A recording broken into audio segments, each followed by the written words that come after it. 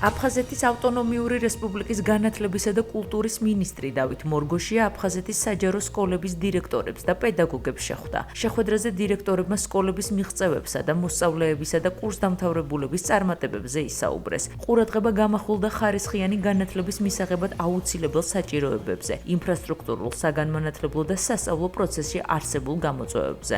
შეხვედრაზე აღინიშნა, რომ აფხაზეთის განათლებისა და კულტურის სამინისტროს ძალისხმევითა და დონორების დაფინანსებით ზუგდიდისა და ჩხოროწყუს მუნიციპალიტეტებში განთავსებულ აფხაზეთის ნომერ 10 და ნომერ 11 საჯარო სკოლებს თანამედროვე სტანდარტების შესაბამისი ახალი შენობები ექნებათ. შეხვედრა სამინისტროს თანამშრომლები და თბილისისა და საქართველოს სხვა რეგიონებში განთავსებული 13-ვე საჯარო სკოლის დირექტორები და პედაგოგები ესწრებოდნენ. გამომართეთ შეხვედრა საკმაოდ ნაყოფიერი ჩვენს კონტროლირებად ტერიტორიაზე არსებული აფხაზეთის ყველა სკოლის წარმომადგენელთან, კონკრეტულად დირექტორებთან და პედაგოგებთან. პირველ რიგში მინდა მადლობა გადავუხადო მათ ესეთი თბილი შეხვედრისთვის.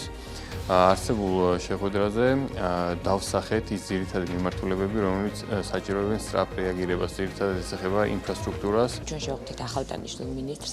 ეს არის ძალიან მნიშვნელოვანი დირექტორებისთვის, რადგან გვაქვს უამრავი მიღწევა სკოლაში, თუმცა რა თქმა უნდა არსებობს ინფრასტრუქტურა თუ სხვადასხვა ტიპის პრობლემები, რომელსაც ჯერ კიდევ სამუშაოა.